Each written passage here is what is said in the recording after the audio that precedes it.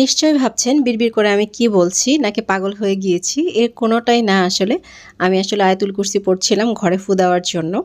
By the way আজকে কিন্তু আমি ঘুরতে যাচ্ছি। কোথায় যাচ্ছি সবকিছু জানার জন্য কিন্তু পুরো ভিডিওটা দেখতে হবে। আর আজকের ভিডিওটা কিন্তু অনেক বেশি ইনফরমেটিভ এবং ইন্টারেস্টিং হতে যাচ্ছে। আসসালামু আলাইকুম এভরিওয়ান, কেমন আছেন সবাই? আলহামদুলিল্লাহ আমি ভালো আছি। আমরা কিন্তু মেঘালয়ের উদ্দেশ্যে রওনা হচ্ছি। কোথাও বের হওয়ার আগে কিন্তু অনেক প্রিপারেশন থাকে। তো আমি মোটামুটি সমস্ত কাজকর্ম সেরে নিয়েছি এবং আমার যে প্রিপারেশন ছিল সেগুলোও করে নিয়েছি। ব্যাকপ্যাকটাও করা হয়ে গিয়েছে। এবার রুমের লাইটটা অফ করে আমি হচ্ছে ডোরটাকে লক করব। সেজন্য আসলে চাবি নিচ্ছিলাম আমার হাজবেন্ডের কাছ থেকে। বের হওয়ার আগে অবশ্যই আল্লাহর নাম নিয়ে বের হওয়া উচিত। আমিও সেটাই করছি।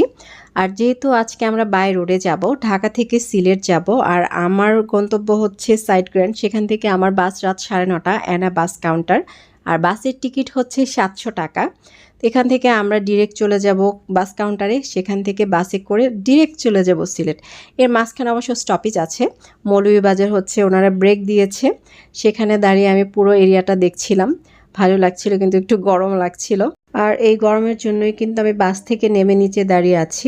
তো এখানে অনেক বাস দাঁড়িয়েছে, লোকজন খাবার দাবার খাচ্ছে যার যেরকম ভালো লাগে। সব থেকে বিরক্তিকর বিষয় যেটা হচ্ছে স্মোকিং। অনেক লোকজন এখানে স্মোক করছে আর সেই ধোঁয়ায় আমার নাকে আসছিল জন্য আমি নাকটা ধরেছিলাম। তো এবার ভাবলাম একটু ভেতরের দিকে যাই, ভেতরটা কেমন দেখি। এর আগেও যদিও আমার অনেকবার আসা হয়েছে, আমি দেখেছি, তারপরে ভাবলাম যাই। খাওয়ার কিন্তু কোনো ইচ্ছা নেই এবং আমি কোনো কিছু খাইনি এখান থেকে। তো জাস্ট আপনাদেরকে মেনুটা শেয়ার করলাম। আমি খাইনি তো কি হয়েছে, অনেক মানুষই কিন্তু খাচ্ছে। আমি জাস্ট বাইরে থেকে একটা কফি নিয়েছিলাম এবং সেই কফিটা নিয়ে আমি বাসে উঠেছিলাম। যাই হোক, অনেক কথা হয়েছে, এবার হচ্ছে মূল কথায় আসি। সেটা হচ্ছে আপনাদেরকে আমি একটু ট্রাভেল ট্যাক্স বিষয়ে ধারণা দিচ্ছি।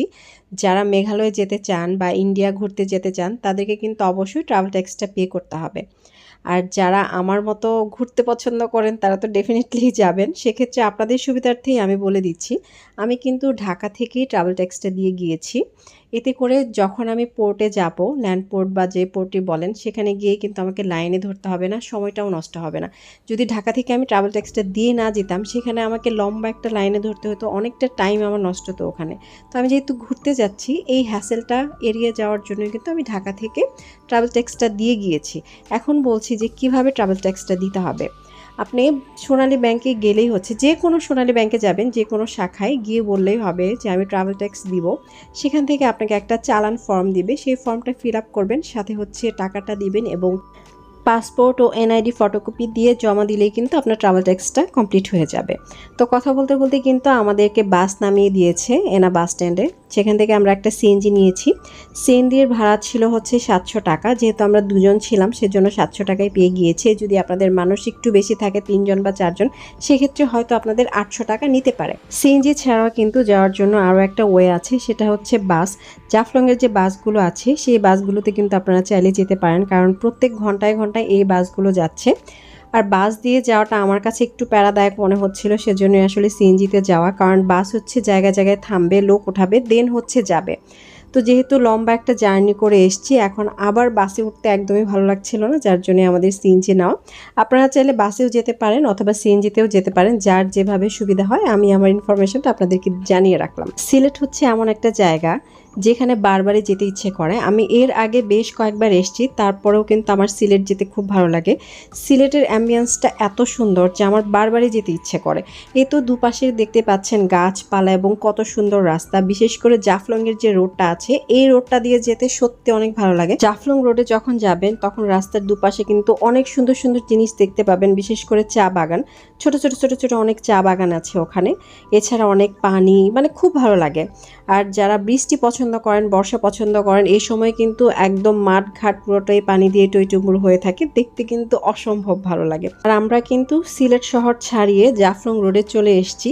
ওই তো খেয়াল করলে দেখতে পাবেন রাস্তার পাশে কিন্তু দূর থেকে মেঘালয়ের পাহাড় দেখা যাচ্ছে। এখান থেকে কিন্তু শুরু হয়ে গিয়েছে, এখান থেকে একটু একটু ঝর্ণাও দেখা যায়। আপনারা পুরো ভিডিওটা দেখেন, দেখতে পাবেন।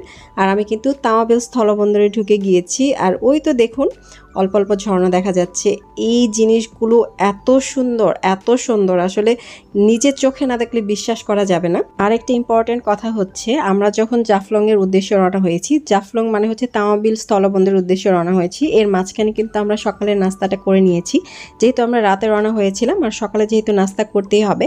আর বর্ডারে এসে কিন্তু কোনো রকম খাবার দাবার পাবেন না, কোনো দোকানপাট নেই এখানে। তো চেষ্টা করবেন নাস্তা করে রওনা হওয়ার জন্য, অথবা মাঝ রাস্তায় নাস্তা করে নেবেন। যেমন আমাদের যেহেতু সিএনজিটা রিজার্ভ করা ছিল, এক জায়গায় সিএনজিটা দাঁড় করে আমরা নাস্তা করে নিলাম। সাথে আমাদের যে সিএনজিওয়ালা ছিল ওনাকেও নাস্তা করালাম, যেহেতু উনিও সকাল সকাল বেরিয়েছে, উনিও নাস্তা করেনি।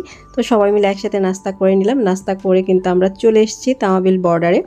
আর এই তো দেখুন, আমি একটু ক্লিপ নেওয়ার চেষ্টা করছি। আর এটা কিন্তু খুব ছোট্ট একটা স্থলবন্দর, অনেকেই দাঁড়িয়ে আছে যারা ট্রাভেল ট্যাক্স দেয়নি, তারা ওখানে ট্রাভেল ট্যাক্স দিচ্ছে, ওখানে লাইন আছে। তো আমাদের যেহেতু এরকম কোনো হ্যাসেল হয়নি, আমরা এখানে এসেছি, কাগজগুলো জমা দিয়েছি, ওনারা সুন্দর মতো আমাদের পাসপোর্টে সিল দিয়ে দিয়েছে। আমাদের ইমিগ্রেশন কমপ্লিট, এবার হচ্ছে ডাউকি পোর্টে যাওয়ার পালা। সেখানকার ইমিগ্রেশন কমপ্লিট হলে কিন্তু আমরা মেঘালয়ে ঘুরতে পারবো। তো মেঘালয়ের ভিডিও যারা যারা দেখতে চান তারা অবশ্যই আমার ফেসবুক পেজ এবং ইউটিউব চ্যানেলে চোখ রাখবেন। আশা করছি অনেক মজার মজার ভিডিও আপনাদেরকে উপহার দিতে পারবো। আজকে এখানে শেষ করছি। আল্লাহ হাফেজ।